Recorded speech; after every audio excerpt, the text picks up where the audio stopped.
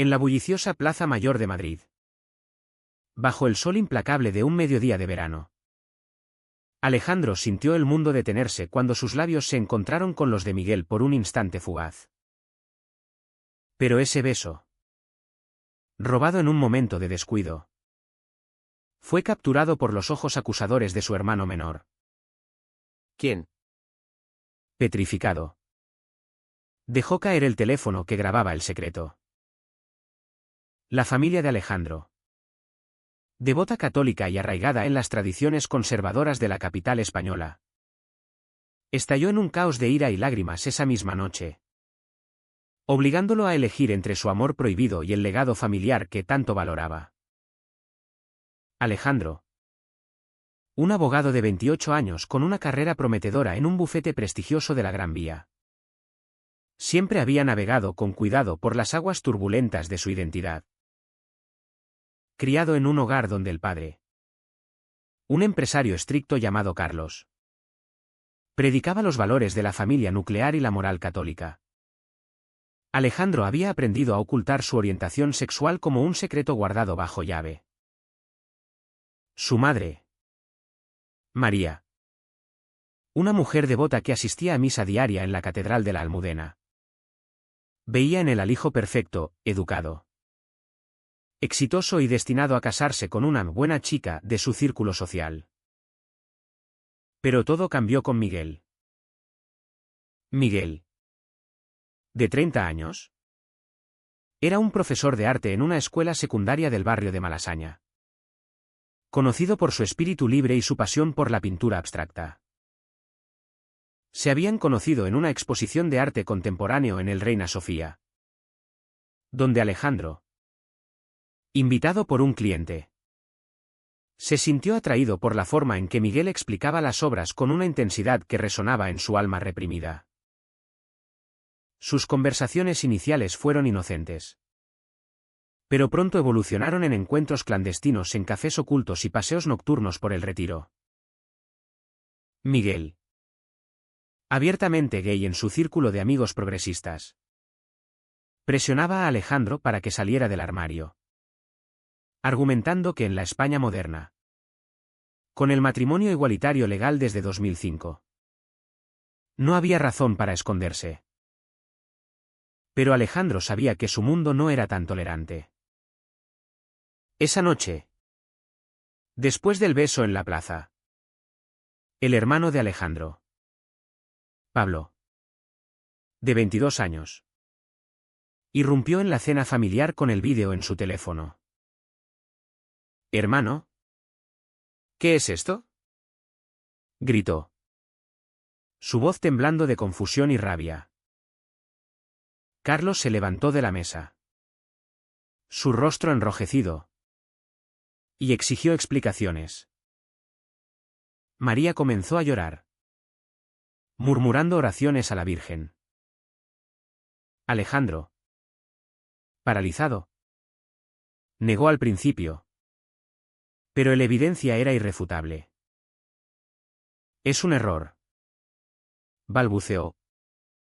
Pero su padre lo interrumpió: «Esto es una abominación. ¿Cómo pudiste hacernos esto?». La discusión escaló rápidamente. Carlos, recordando sus propios prejuicios arraigados en una educación franquista residual, declaró que si Alejandro no renunciaba a esa perversión, sería desheredado y expulsado del hogar familiar en las afueras de Madrid. Alejandro pasó la noche en un hotel barato, su mente un torbellino de emociones. Llamó a Miguel, quien lo consoló por teléfono: «Ven conmigo, Alex. Podemos enfrentar esto juntos». Pero en el fondo, Alejandro sentía el peso de la culpa. ¿Cómo podía traicionar a su familia, que lo había apoyado en sus estudios en la Universidad Complutense? Su carrera dependía de contactos conservadores, un escándalo como este podría arruinarlo. Al día siguiente, se reunió con Miguel en su pequeño apartamento en Lavapiés, un barrio multicultural donde la diversidad era la norma. «Tengo que elegir», dijo Alejandro. Su voz quebrada. Miguel lo abrazó. Elige ser tú mismo. La sociedad ha cambiado. Pero tu familia no lo ha hecho. Sin embargo, la presión no cesaba. Pablo. Influenciado por amigos homófobos en su universidad, comenzó a esparcir rumores en el círculo familiar extendido. Tíos y primos llamaban. Algunos con compasión fingida. Otros con condenas directas. María, dividida entre su amor maternal y su fe, le envió mensajes suplicantes: hijo, ve a confesar. Dios te perdonará si te arrepientes. Alejandro asistió a una sesión con un sacerdote amigo de la familia, quien le habló de tentaciones del diablo y le recomendó terapia de conversión. Una práctica controvertida pero aún presente en algunos círculos conservadores españoles. La idea lo horrorizó. Pero el miedo a perder todo lo impulsaba a considerarla. Mientras tanto, Miguel enfrentaba sus propios demonios. Proveniente de una familia andaluza más abierta. En Sevilla, había salido del armario a los 18 años sin mayores repercusiones. Pero su relación con Alejandro lo ponía en una posición vulnerable, como profesor. Un escándalo público podría costarle su trabajo en una escuela pública donde los padres conservadores aún tenían influencia. No puedo perder mi empleo por ti si no estás comprometido, le dijo a Alejandro en una discusión acalorada. Esto plantó la semilla de la duda en Alejandro: ¿era Miguel realmente el apoyo que necesitaba? ¿O solo un catalizador de su ruina? Días después, Carlos convocó una reunión familiar en la casa. Alejandro llegó, esperanzado en un diálogo. Pero su padre lo confrontó con un ultimátum: rompe con ese hombre o olvídate de nosotros. Y de tu herencia. Pablo, a su lado, añadió: eres una vergüenza. María, en silencio, solo lloraba. Alejandro, con el corazón destrozado, defendió su amor: papá, esto es quien soy. Miguel me hace feliz. La respuesta de Carlos fue fría: entonces, vete. Salió de la casa esa noche, llevándose solo una maleta, sintiendo el vacío de una familia rota. En los siguientes meses, Alejandro se mudó con Miguel, abandonando su bufete para un trabajo freelance menos prestigioso, evitando el escrutinio. Pero la tensión crecía. Miguel, frustrado por la depresión de Alejandro, comenzó a distanciarse. Necesitas pelear por nosotros, le decía. Pero Alejandro se hundía en la culpa. Una noche, en una fiesta en Chueca, el barrio gay de Madrid, Alejandro vio a Miguel coqueteando con otro hombre. El celos lo consumió, pero lo reprimió, temiendo perder lo único que le quedaba. La sociedad española, aunque progresista en leyes, aún albergaba bolsillos de homofobia. Alejandro enfrentó miradas despectivas en el metro, comentarios sutiles en el trabajo. Su decisión de vivir abiertamente lo expuso a un mundo hostil, pero también a una comunidad solidaria. En un grupo de apoyo LGBT en el Centro Cultural de Lavapiés, conoció a otros que habían pasado por lo mismo, lo que le dio fuerzas. Sin embargo, el costo era alto: aislamiento familiar, inestabilidad financiera y dudas constantes sobre si valía la pena. A medida que los meses pasaban, la relación entre Alejandro y Miguel se tensaba como una cuerda a punto de romperse. Alejandro, ahora trabajando como consultor independiente desde el apartamento de Miguel. Luchaba por reconstruir su vida. Pero las llamadas perdidas de su madre y los mensajes acusadores de Pablo lo perseguían. «Has destruido a mamá», le escribió Pablo una vez. Alejandro respondía con intentos de reconciliación, pero siempre chocaba contra el muro de la intransigencia familiar. Carlos, por su parte, había cortado todo contacto, incluso bloqueando sus números. Miguel, intentando ayudar, lo animaba a participar en eventos de la comunidad gay. Juntos asistieron al Orgullo de Madrid, donde las calles se llenaban de colores y música. Un contraste con la rigidez de su pasado. Pero en medio de la celebración, Alejandro sintió una desconexión. «Esto no es para mí», le confesó a Miguel. «Siento que estoy traicionando mis raíces». Miguel, irritado, replicó: «Tus raíces te traicionaron a ti. ¿Cuánto más vas a sacrificar?». Esta discusión reveló grietas profundas. Miguel quería una vida abierta y orgullosa, mientras Alejandro anhelaba reconciliación. La presión social se intensificaba. En el trabajo, un cliente conservador descubrió su orientación a través de redes sociales y canceló un contrato importante. «No queremos asociarnos con controversias», le dijeron. Alejandro, furioso, confrontó a Miguel: «¿Ves? Esto es lo que pasa cuando salimos del armario». Miguel defendió: «Es su prejuicio, no nuestro problema». Pero internamente, Miguel dudaba.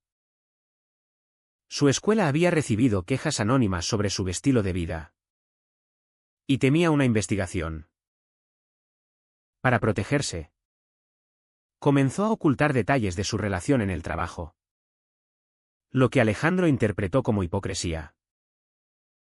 Un día, Alejandro recibió una carta de su familia, una invitación a la boda de Pablo con su novia, una joven de una familia tradicional.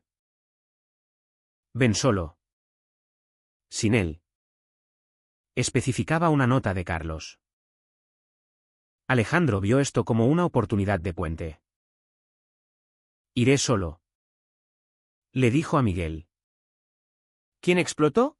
Estás cediendo. ¿Me vas a negar?». La pelea escaló, con Miguel acusándolo de cobardía y Alejandro replicando que Miguel no entendía el lazo familiar.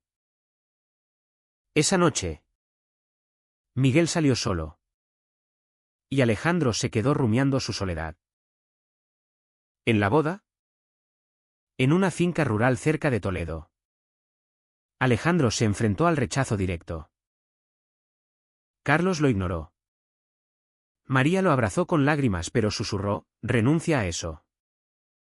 Hijo». Pablo, el novio, lo confrontó en privado: «Viniste solo, ¿verdad? Bien. Porque no queremos escándalos». Alejandro, herido, defendió: «Pablo, soy tu hermano. ¿Por qué me odias?». Pablo reveló: «No te odio. Pero has avergonzado a la familia. Papá dice que eres una influencia mala». La revelación golpeó a Alejandro. Su padre había estado manipulando a Pablo, alimentando el resentimiento. De regreso en Madrid, Alejandro confrontó a Miguel sobre su ausencia emocional. Descubrió mensajes en el teléfono de Miguel con un examante. No explícitos pero sugestivos. «Me estás traicionando», gritó. Miguel admitió: «Solo charlas. Estoy estresado por tu drama familiar». Pero para Alejandro, era una puñalada. Recordó las palabras de su padre: esos estilos de vida son inestables. La duda moral lo consumía: ¿era su amor una elección ética? ¿O un egoísmo que dañaba a todos? Decidido a salvar la relación, Alejandro propuso terapia de pareja en un centro LGBT en Madrid. Las sesiones revelaron capas de resentimiento. Miguel confesó su miedo a comprometerse plenamente, habiendo sufrido una ruptura anterior por homofobia. Alejandro admitió su culpa por abandonar a su familia. Pero el terapeuta les advirtió: las decisiones tienen costos. ¿Están dispuestos a pagarlos?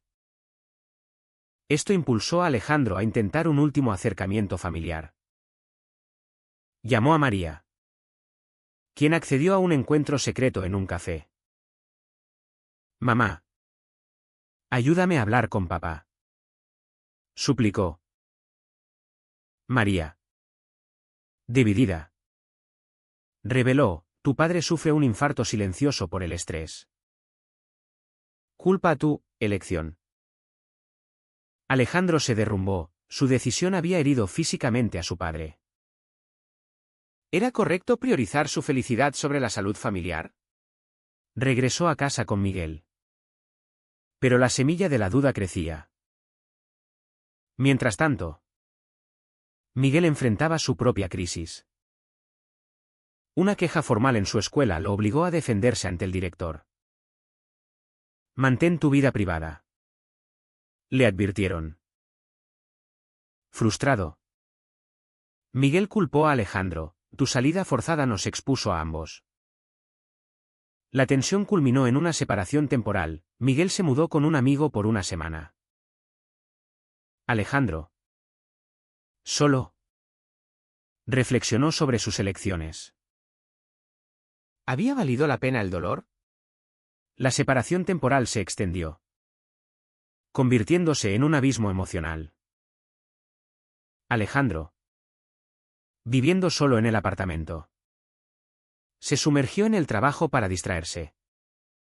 Pero las noches eran un tormento de insomnio y recuerdos.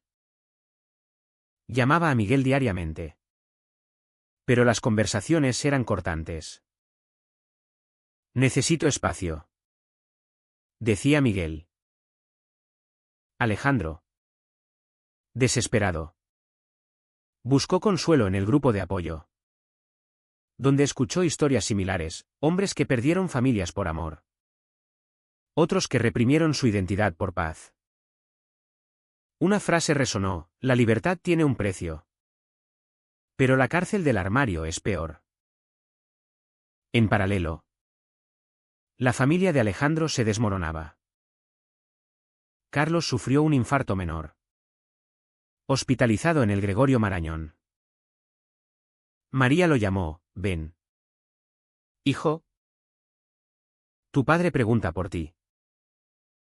Alejandro acudió, encontrando a Carlos debilitado pero aún rígido. No vine a cambiar, papá, dijo Alejandro. Carlos, con voz débil: entonces, ¿por qué estás aquí? Porque te quiero. Por primera vez. Carlos lloró: yo también. Pero no puedo aceptar esto.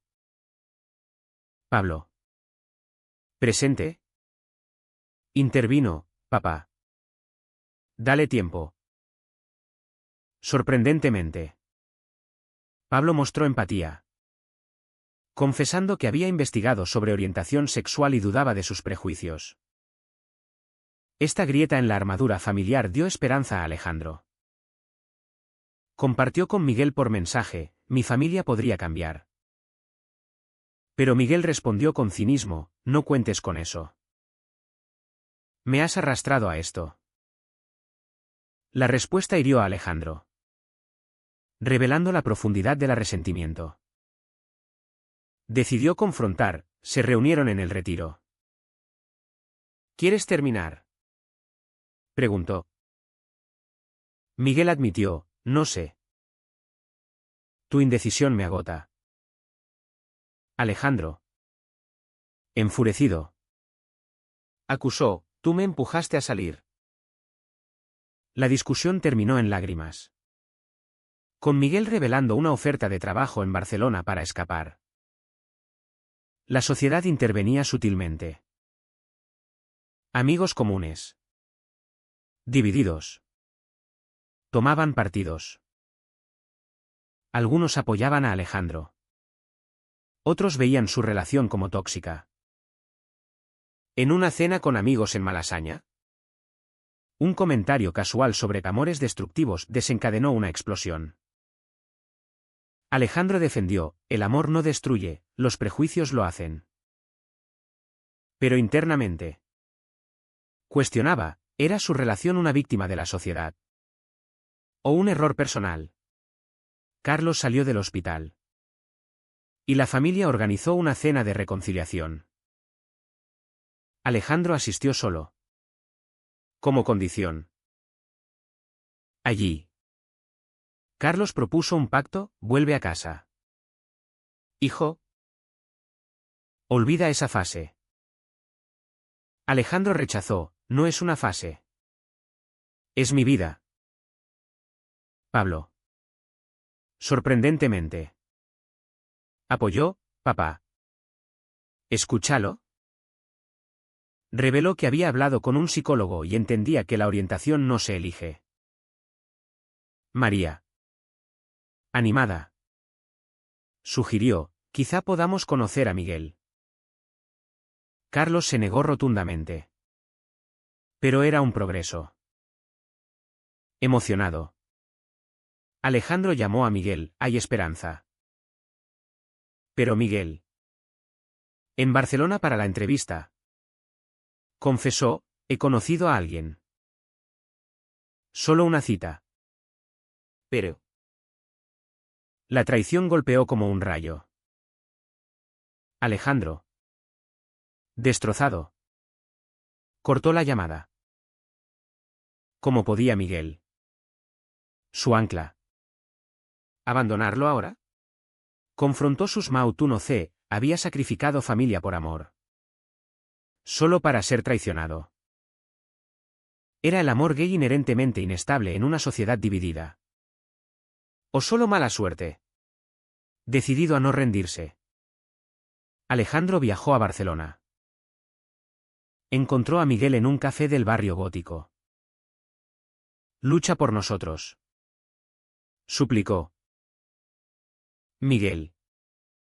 Con lágrimas, lo intenté. Pero el costo es demasiado. Reveló su propio trauma, un ex lo había dejado por presión familiar. No quiero repetir. Alejandro argumentó, juntos podemos. Pero Miguel eligió el trabajo y la distancia. De regreso en Madrid. Alejandro enfrentó la soledad absoluta. Su familia ofrecía un regreso condicionado, sus amigos lo compadecían. En una sesión de terapia sola. Exploró su THC-TNH, he perdido todo. Pero gané autenticidad. Pero el precio, depresión. Aislamiento. La sociedad española. Con sus avances. Aún fallaba en proteger a individuos como el de los prejuicios internos. Los meses siguientes fueron un remolino de reconstrucción para Alejandro. Sin Miguel. Quien se mudó definitivamente a Barcelona. Alejandro regresó al bufete. Negociando un retorno discreto. Pero el escándalo había dejado huellas, colegas susurraban. Clientes dudaban. Decidió ser abierto, en una reunión. Declaró, soy gay. Y eso no afecta a mi profesionalismo. Algunos aplaudieron. Otros se alejaron. Reflejando la división social en España. Con su familia. El progreso era lento. Pablo se convirtió en aliado. Visitándolo en Madrid y disculpando su comportamiento inicial. Fui un idiota. Admitió. Juntos. Convencieron a María de asistir a un taller sobre diversidad en la Iglesia progresista. Carlos, resistente, accedió a una cena neutral. No lo apruebo. Pero eres mi hijo, dijo. Alejandro vio esto como victoria pírrica, aceptación parcial, pero sin celebración de su identidad. Reflexionando sobre la traición de Miguel, Alejandro conoció a un nuevo amigo en el grupo de apoyo. Un hombre de 35 años llamado Javier, quien había pasado por similar drama. Su amistad floreció en cautela romántica. Pero Alejandro procedía con cuidado, aprendido de errores pasados. No sacrificaré familia de nuevo, juró. La sociedad lo ponía a prueba. En un debate televisivo sobre derechos LGBT, vio argumentos conservadores recordando sus propios conflictos. Participó en una manifestación contra homofobia en la Puerta del Sol, sintiendo empoderamiento. Pero un ataque verbal de un transeúnte le recordó la vulnerabilidad. En una visita a Sevilla, rastreó a la familia de Miguel, buscando cierre. Su madre, abierta, reveló: Miguel siempre huye del compromiso. Esto confirmó la traición no era solo por presión, sino por debilidad personal. Alejandro perdonó internamente. Pero el daño perduraba. Culminando, Alejandro escribió una carta a su familia: elegí amarme, pero pagué caro. ¿Valió? Carlos respondió por primera vez positivamente: quizás sí. Hijo. Pablo se casó, invitando a Alejandro con un +1, que rechazó por ahora. Años después, Alejandro, establecido, miró atrás, conflictos internos resueltos, pero cicatrices visibles. La sociedad evolucionaba, pero el cambio personal era el verdadero batalla. ¿Fue correcta la decisión de Alejandro de revelar su amor, a pesar del costo familiar y personal?